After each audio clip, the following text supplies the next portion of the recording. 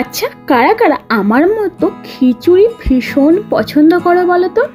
আমি তো এমনিতে সবসময় খিচুড়ি পছন্দ করি, আর যদি বৃষ্টি পড়ে তাহলে তো কোনো কথাই হবে না। আর জানেই তো এই কদিন ভোর কিন্তু টানা বৃষ্টি হয়ে চলছে। হ্যাঁ, একভাবে হচ্ছে না, তবে দিনে যখন তখন কিংবা সারাদিনই কিন্তু টুকটাক করে বৃষ্টি পড়েই যাচ্ছে। তো আজকে সেই জন্যই বানিয়ে ফেলেছিলাম খিচুড়ি, তার সঙ্গে গরম গরম চিকেন পকোড়া আর ছিল ঢ্যাঁড়স ভাজি। তো প্রথমেই দেখলে আমি কিন্তু মুগের ডাল, মসুর ডাল আর চালটাকে ভালো করে ধুয়ে নিয়ে ভিজিয়ে রেখেছিলাম।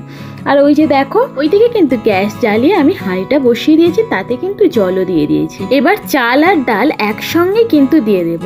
তো প্রথমে চালটা দিয়ে দিলাম, তারপরেই দিয়ে দিলাম কিন্তু 2 রকম ডাল। তো 2 রকম ডালই কিন্তু আমি সমপরিমাণে নিয়েছি। এদিকে চাল আর ডাল সিদ্ধ হতে থাক, চলো অন্যদিকে ততক্ষণ খিচুড়িতে যে আলু আর সবজিগুলো দেবো সেইগুলো এক এক করে ভেজে নেওয়া যায়। তাই প্রথমে আলুটাই ভেজে নিলাম নুন আর হলুদ দিয়ে।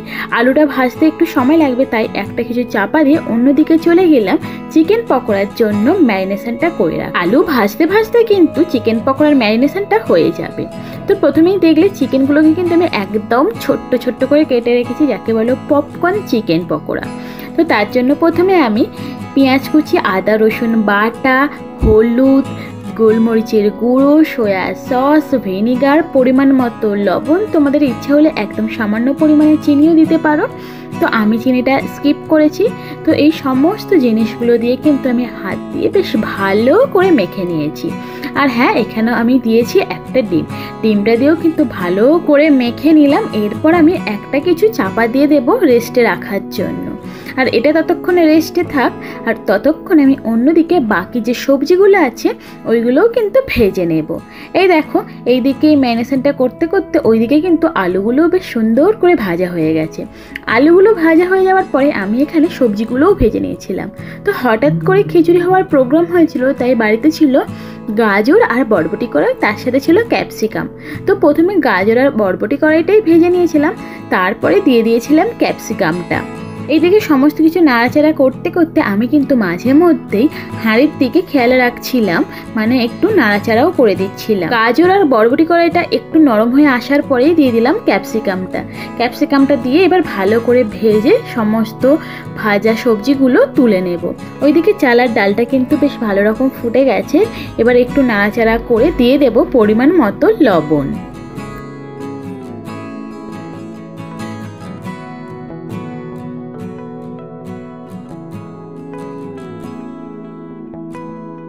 এদিকে এই সবজিগুলোও ভাজা হয়ে গেছে। আর যেহেতু মেনুতে খিচুড়ি, চিকেন পকোড়া আর তার সঙ্গে এই ঢ্যাঁড়স ভাজাটাও থাকছে, সেই জন্য ঢ্যাঁড়সটাও ভেজে নিলাম। এই ঢ্যাঁড়স ভাজাটা হয়ে গেলে এবার কিন্তু আমি এখানে খিচুড়ির জন্য যে মশলাটা বানাবো সেটাই এবার কষতে শুরু করবো। ঢ্যাঁড়স ভাজাটা কিছুক্ষণ হতে হতে আমি ওইদিকে ভেজে রাখা আলু দিয়ে একটু নাড়াচাড়া করে নিলাম।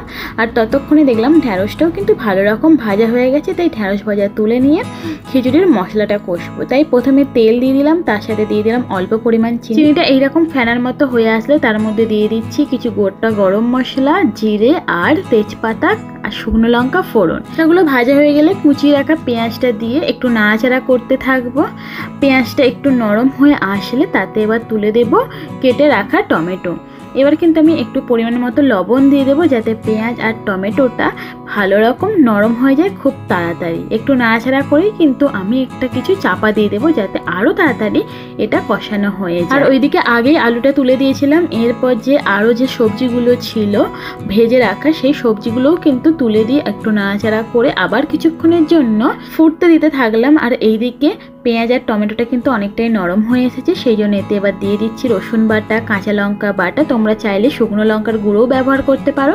আর দিয়ে দিলাম আদা বাটা, আর দিয়ে দেবো হচ্ছে যে 1 চামচ হলুদ গুঁড়ো। এই সমস্ত মশলাগুলো দিয়ে কিন্তু বেশ কিছুক্ষণ ধরে এই মশলাটা কষতে থাকবো, যতক্ষণ না মশলা থেকে সম্পূর্ণ তেলটা বেরিয়ে আসছে।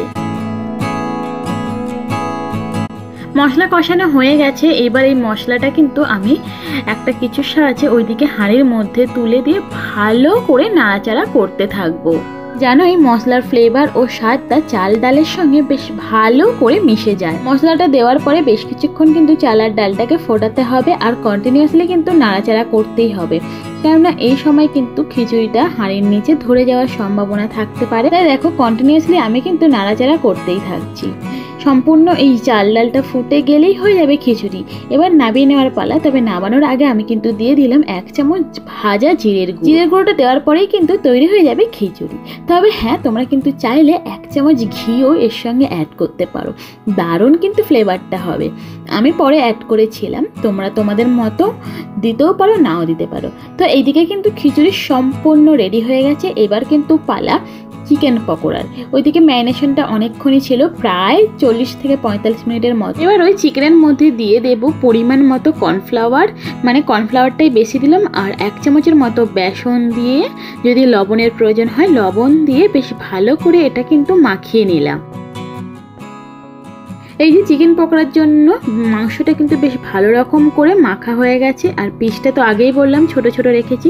আর অন্যদিকে কিন্তু আমি কড়া বসিয়ে দিয়েছি, আর তাতে কিন্তু অনেকটা পরিমাণ তেল দিয়ে গরম করতে বসিয়েছি। আর প্রথমে একটুখানি কিছু দিয়ে দেখলাম যে তেলটা গরম হচ্ছে কিনা। তেলটা গরম হয়ে যাওয়ার পরে কিন্তু একে একে চিকেন পকোড়াগুলো ছেড়ে দিলাম। এবার একদম মিডিয়াম টু লো আঁচের মধ্যে রেখে এপিট ওপিট করে চিকেনগুলোকে ভেজে নিলেই কিন্তু হয়ে যাবে কড়কড়ে মুচমুচে চিকেন পকোড়া। বাড়িতে নিশ্চয়ই তোমরা অনেকটা বড় বড় সাইজের বা মিডিয়াম সাইজের চিকেন পকোড়া করো। একবার এইরকম পপকর্ন সাইজের চিকেন কেটে এইরকমভাবে পকোড়া বানিয়ে দেখো, এটা কিন্তু দারুণ লাগবে। তো এই ঝমঝমিয়ে বৃষ্টির দিনে আজকে আমাদের এই ছিল লাঞ্চের মেনু। এইরকম কুড়মুড়ে মুচমুচে চিকেন পকোড়া, খিচুড়ি আর ঢ্যাঁড়স ভাজি।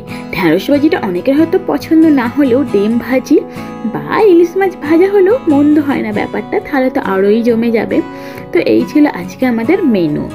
তো এই খিচুড়ি আর এই চিকেন পকোড়ার রেসিপিটা তোমাদের কেমন লাগলো আমাকে কিন্তু অবশ্যই কমেন্ট করে জানিও।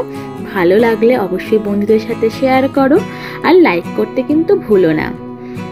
তাহলে দেখা হচ্ছে পরবর্তী একটা নতুন ভিডিওতে। ততক্ষণ তোমরা ভালো থেকো, সুস্থ থাকো। আর হ্যাঁ, যে সকল নতুন বন্ধুরা আমার পরিবারে নতুন আসছো তারা প্লিজ চ্যানেলটাকে সাবস্ক্রাইব করে পাশে থাকা বেল আইকনটা ক্লিক করে দাও, যাতে এইরকম ধরনের নতুন নতুন ভিডিও সবার আগে তোমাদের কাছে পৌঁছে যায়। তাহলে আজকে এই পর্যন্তই, দেখা হচ্ছে পরবর্তী একটা নতুন ভিডিওতে। আজকের মতো টাটা, বাই বাই।